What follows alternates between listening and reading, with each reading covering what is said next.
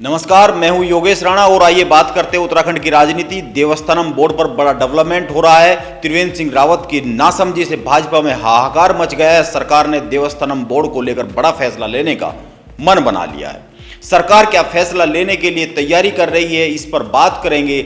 बात यह भी करेंगे कि क्यों पूर्व मुख्यमंत्री हरीश रावत उत्तराखंड के लोगों से अपनी सुरक्षा की गुहार लगाने लगे। उन्होंने कहा है, मुझे तोड़ने की कोशिश की जा रही है, लेकिन पहले यह जान ले कि त्रिवेंद्र सिंह रावत की नासमझी पर अब तक किसने क्या कहा और खुद त्रिवेंद्र सिंह रावत क्या राग अलाप रहे हैं, यह जानना बहुत जरूरी हो गया है, क्योंकि इससे यह पता चलता है कि आखिर उनकी मंशा क्या है।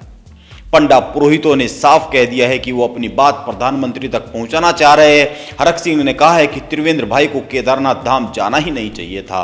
मदन कौशिक ने कहा है कि जल्द समाधान निकाल लेंगे। गणेश गोदियाल ने कहा है मुख्यमंत्री स्पष्टीकरण दे, क्योंकि उन्होंने 31 अक्टूबर तक विवाद को हल करने का वादा किया था। सरकार के प्रवक्ता सुबोध उनियाल पुरोहितों से मिले हैं। उनका कहना है, मैंने उनकी बात सुनी है, लोकतांत्रिक तरीके से हल निकाला जाएगा।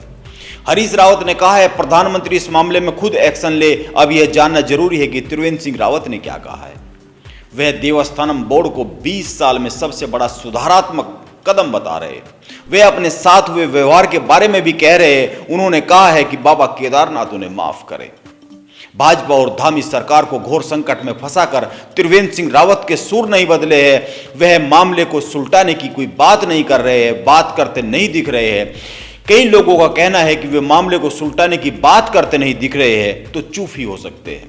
वैसे इस तरह के साफ संकेत आने लगे कि ये देवस्थानम बोर्ड पर बड़ा फैसला करने का सरकार ने मन बना लिया है। पुष्कर सिंह धामी, हरक सिंह रावत और सुबोध उनियाल केदारनाथ धाम गए हैं और बाबा के दर्शन किए हैं। वहां वे पुरोहित समाज से मिले हैं। पुरोहित समाज ने उनका स्वागत किया है। 5 नवंबर को प्रधानमंत्री आ रहे हैं, इसीलिए इस पर बड़ा फैसला लेना जरूरी हो गया है। अब सरकार इसका हल निकालने के लिए तेजी से काम कर रही है। सरकार देवस्थानम बोर्ड को भंग भी कर सकती है। प्रधानमंत्री के दौरे के बाद इसकी घोषणा की जा सकती है। वैसे 29 और 30 नवंबर को गैरसैंण में विधानसभा सत्र के दौरान इसको लेकर प्रस्ताव लाने पर भी मंथन शुरू हो गया है।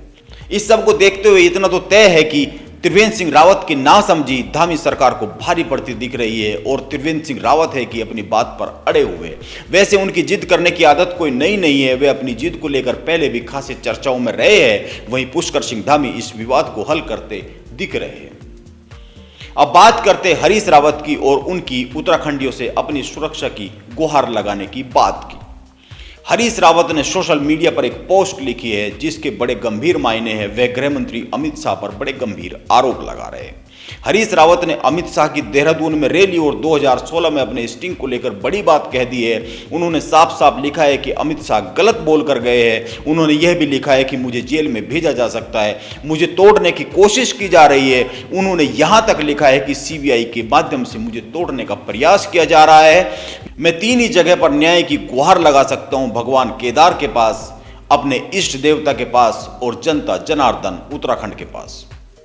उन्होंने यह भी लिखा है कि यदि मैं उत्तराखंड के लोगों की आंख की किरकिरी हूं तो मुझे निकाल करके बाहर फेंक देना, और यदि आपको लगता है कि मैं आपके लिए लड़ा हूं, आपके लिए खड़ा हुआ हूं, आपके लिए लड़ूंगा, तो फिर इस भाजपा रूपी अहंकार जो बन्नू स्कूल देहरादून में गर्जा है, उससे मेरी सुरक्षा भी आपको ही करनी होगी। हरीश रावत बहुत बड़ी बात कह रहे हैं। वो राजनीति को अपने तरीके से करते हैं। उनके कहने के बड़े कई सारे मतलब होते हैं। हरीश रावत 2022 के लिए राजनीति को कई कोण से आजमा रहे हैं। इस पर विस्तार से चर्चा की जरूरत है। मैं जल्द ही इस पर बात करूंगा। उन्होंने कौन कौन से 5 रास्ते चुन लिए हैं और इन 5 रास्तों से वह उत्तराखंड को फतेह करने के बारे में काम कर रहे हैं। वह कितने सफल होंगे, कितने नहीं होंगे, ये तो वक्त ही बताएगा, लेकिन चर्चा जरूरी है। आज की राजनीति का सच तो यह है कि पुष्कर सिंह धामी पहले हरक सिंह प्रकरण में उलझे रहे, जो वास्तव में धरातल पर कहीं उस तरह से था ही नहीं जैसा कि दिखाया जा रहा था। हरीश रावत अब हरक सिंह से ना तो फोन पर बात कर रहे और ना ही उनके सेनापति गणेश गोदियाल कह रहे हैं कि हम भाजपा के 6-8 विधायकों को तोड़ने वाले हैं। हरीश रावत के भाजपा सरकार के वो 2 मंत्री भी कहीं उड़न-छू हो गए हैं, जिनको तोड़कर हरीश रावत बात कर रहे थे कांग्रेस में लाने की। राजनीति कई बार दिखती कुछ और है और वास्तव में वे होती कुछ और है। उत्तराखंड में अभी तो हर कोई अपने अपने चुनावी रथ सजा रहा है, साजो सामान जुटा रहा है।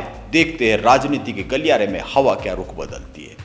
उत्तराखंड की राजनीति की बात करते रहेंगे। नमस्कार।